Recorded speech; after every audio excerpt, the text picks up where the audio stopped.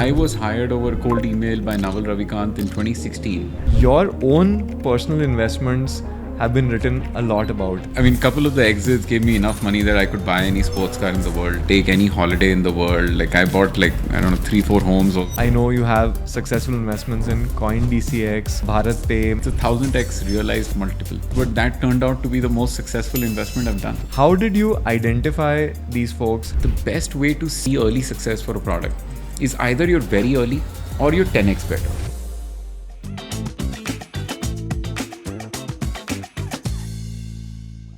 Also, AngelList is a success. Your own personal investments have been written a lot about.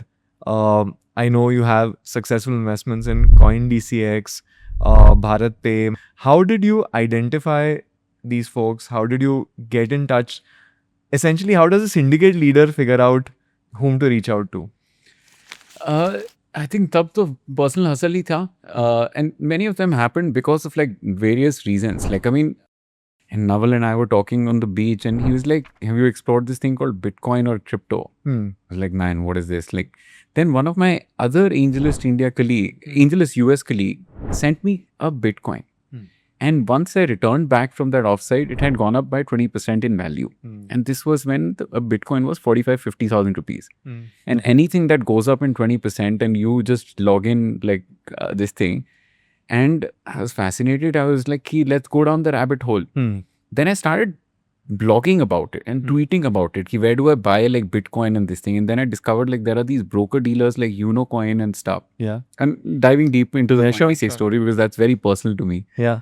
एक Sunday मेरे को Sumit of CoinDCX, we connected on Twitter on a Sunday. Like that DM, I posted that DM with his permission on my blog as well when it became a unicorn. And he said we're trying to solve this by creating a multi-order exchange. All of these very technical terms, but better buying experience, global pricing, and fast trades. I was like, yeah, this is nice. And I experienced the problem personally. So that is where I was again early into crypto. Sure.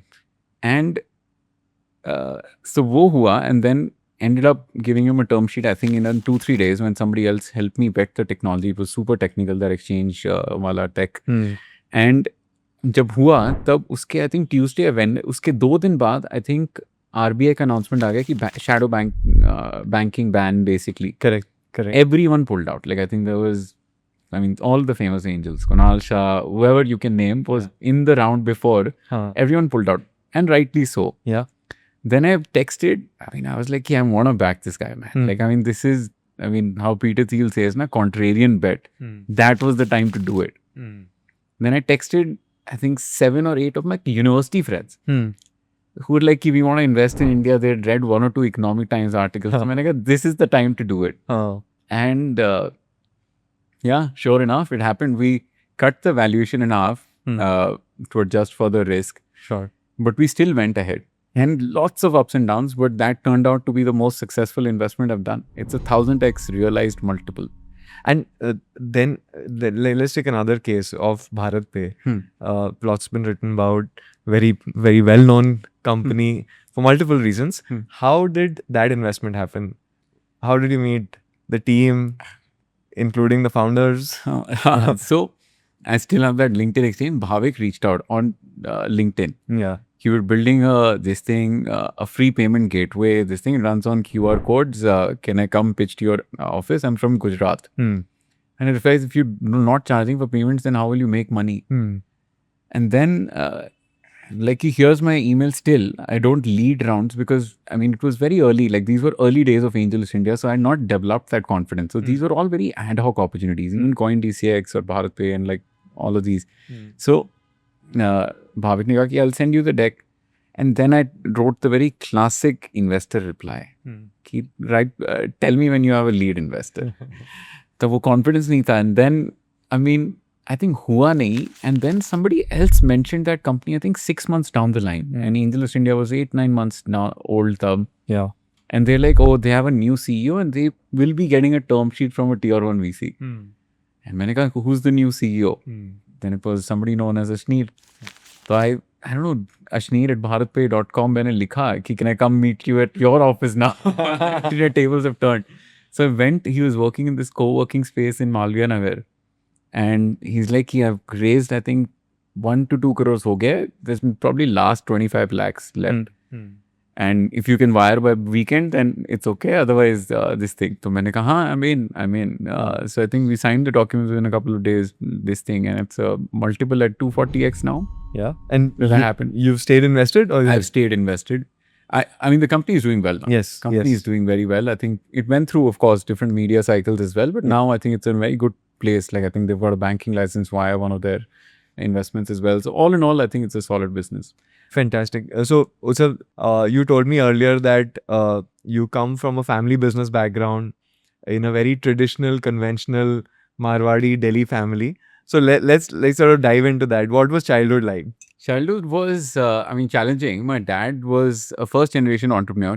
At home, there was always this environment of hustle, right? And as kids, that made me want to do better, right? So I was studious in school, big fat nerd though. Didn't have an easy childhood because of that, but eventually lost all of that weight and then went to Singapore for my undergrad.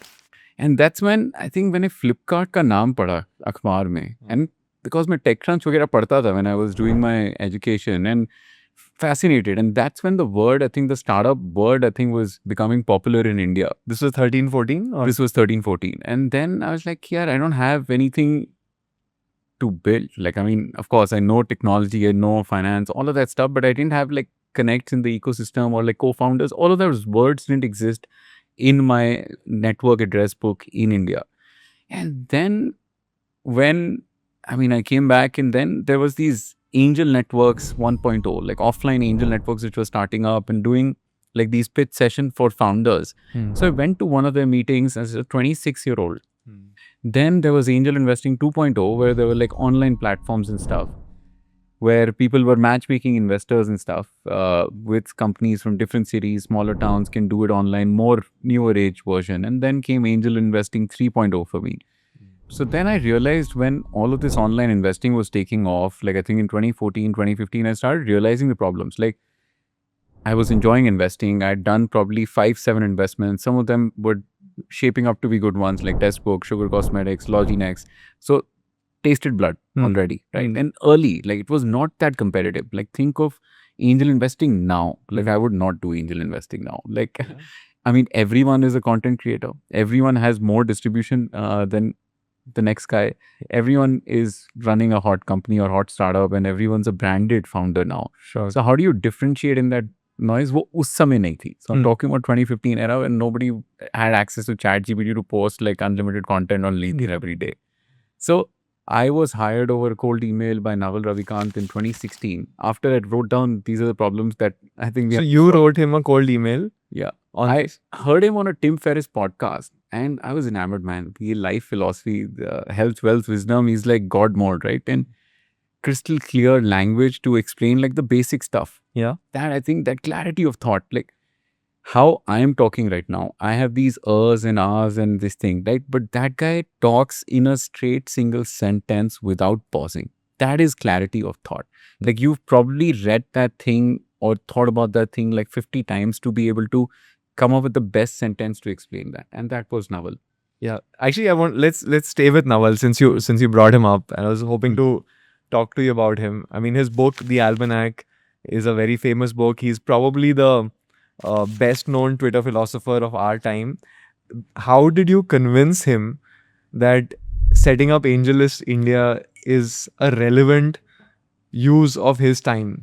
Because, here is AngelList US, much, much bigger, many more deals, much more capital. India by then was really small. Also, you were relatively new to the category or industry. Yeah. So what you said, you started with a cold pitch over email, but then what happened? I was lucky. He has that domain. I don't do coffee.com. I think he spoke about it recently also on the Chris podcast. So I was like, I know where to write to him. And he responded. And तब सोचा नहीं था इतना समय. It was I think a Friday morning, 10 a.m. in my bed where I was just getting up after a late night dinner or something. And then I was thinking about it. For some reason, I think I thought about that email or sending it out for a few days, but I think that email took less than 10 minutes. So cold emails अब वो concept भी नहीं था. Like I was early into many of these concepts, and then I realized कि first principles, cold emails, and I just wrote it because तब, I mean, failure का risk क्या था? मतलब what did I have to lose? Like, I mean, he then of course mentioned it on Twitter, this thing कि asymmetric risk. Yeah. मेरा email का 10 minute लगा. I had Naval Ravikant to write to, right? So I could like basically gain much more, and I did. Like, I mean, my life changed because of that email. So वो simple email लिखी थी on why it could work and why I am the right person to do it. And he responded within, I think, 3-4 hours that this is one of the better emails that I've seen. This thing. I've printed that email in my office as well because I keep on reminding to have that beginner's mindset. And then uske baad luck, I think a few rounds of interviews with different team members. I think Naval and I only spoke once. Uske baad there was just other team members who were interviewing me, and they were more trying to convince themselves about India as an opportunity. But luckily Naval is a kid from Delhi. So that element also played ki soft corner for India was there. And 2016, 2017, startup world take off to kar hi raha tha. Sure. So very interesting. Now, then you're hired. You start building out AngelList. You're the first person they've hired in India. You solve the structure. Now there is a supply and demand issue also. So let's say the plant and machinery is set up, but you need to produce goods and sell it to some people, right? So how did that happen? So there were two things. Like now with the benefit of hindsight, I can say that उस समय इतना दिमाग नहीं लगाया था. उस समय तो brute force से करना ही था. So cold calling, beg borrow steal वाली phase थी early days में. Like पहले 3 महीने में I think 3 investments करी थी. I think अब वो शायद 3 दिन में नहीं, 3 घंटे में भी हो सकती हैं कभी-कभी तो.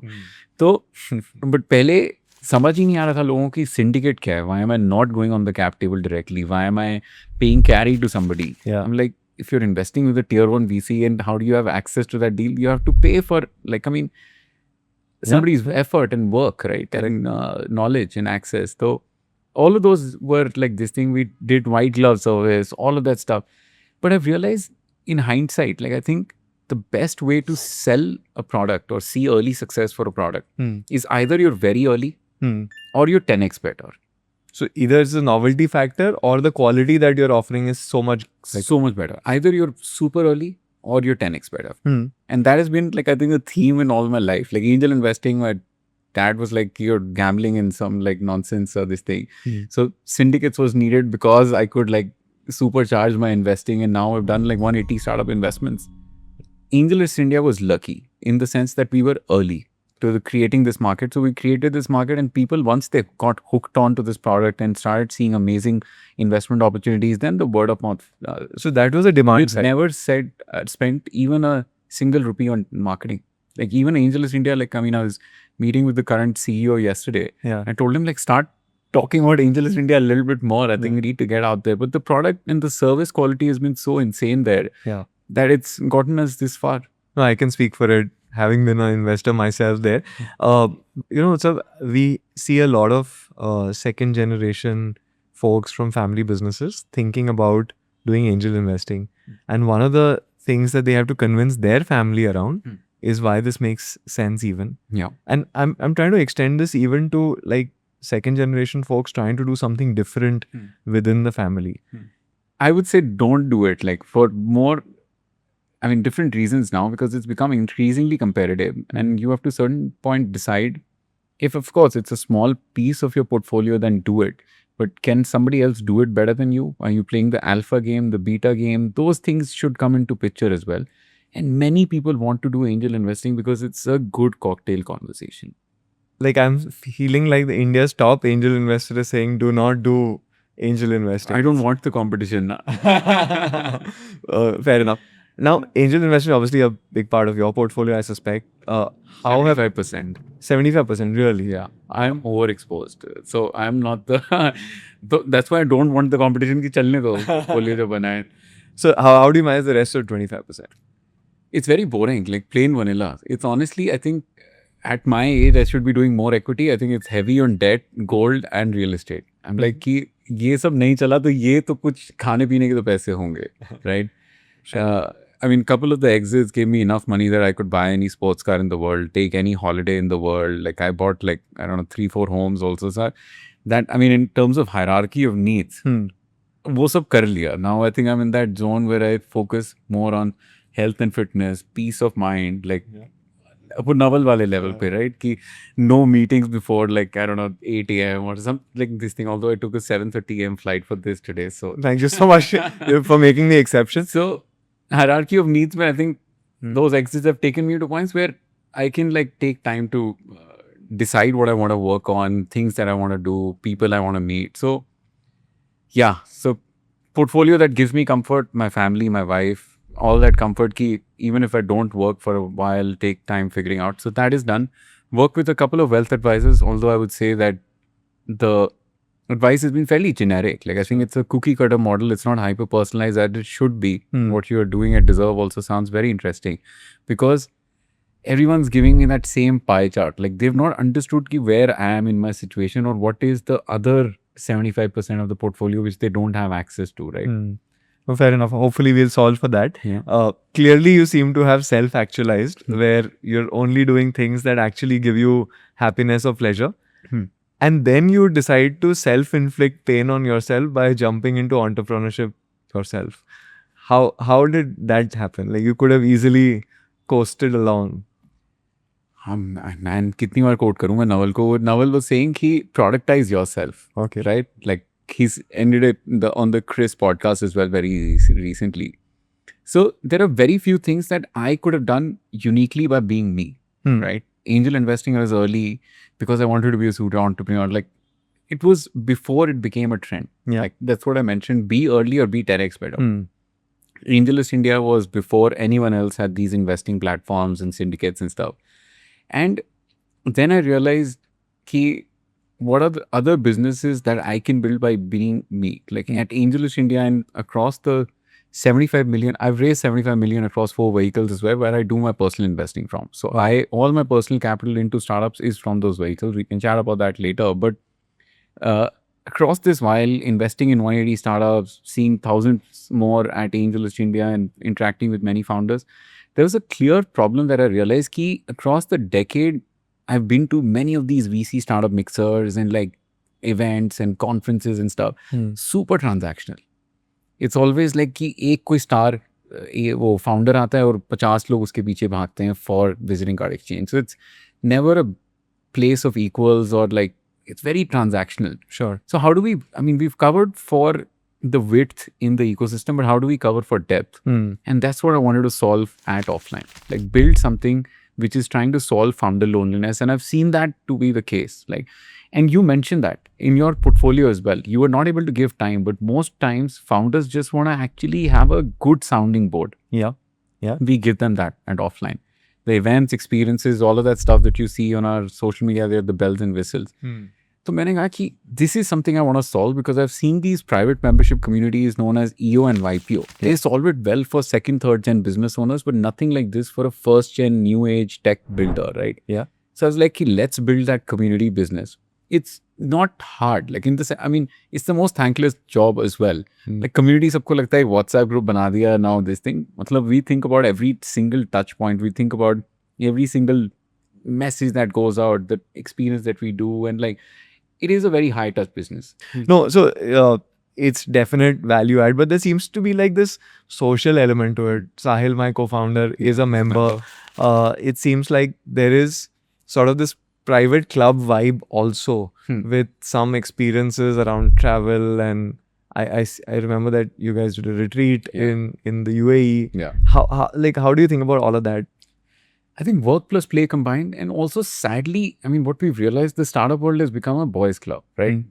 I mean, we're not trying to solve that problem because right now it's fight for survival for us. Yeah. At some point, we would like to tackle that problem, but we've always involved families and plus ones as well, right? Because ye nahi lagna chahiye ki it's only just the boys going out and another drinking night and mixer and stuff. So we've done like hiking for your families as well, where the kids have also come, like, or say sneaker making. Or watchmaking classes, very unique experiences where the family also feels involved. Your partner or spouse also feels involved. I mean, not putting any numbers to it, but one of the members who runs a large influencer management agency wanted to reach out to one of the largest food delivery companies and this thing. And that, I mean, CEO of that company is a member, and they ended up connecting because of our WhatsApp community, and that because they hung out and had some shared common background and the trust because of that offline brand, they signed a very large monthly spend via him. Wow. So all of this happens as well. So you get benefits because of this trusted social element that is there at offline. And is there like a selection process? Like, how do you get in? Like, It is. It's like a black box. but you don't tell, but you do reject people also. Oh, yes, absolutely. I think we've seen over 1,500 applications come in, and I think we've only accepted, right now, we've got 110, and our best source of members has been referrals. Okay. How do you say no? Do you say later or do you say no? We sometimes just ignore, I think, to be honest. Like, I think, Okay. yeah, I'll find out soon enough. are always welcome. Yeah, but no, Utsav, this has been fantastic. Learned a lot in this journey. I think there is a lot of credit that you should get for spurring the angel investing vibe in India.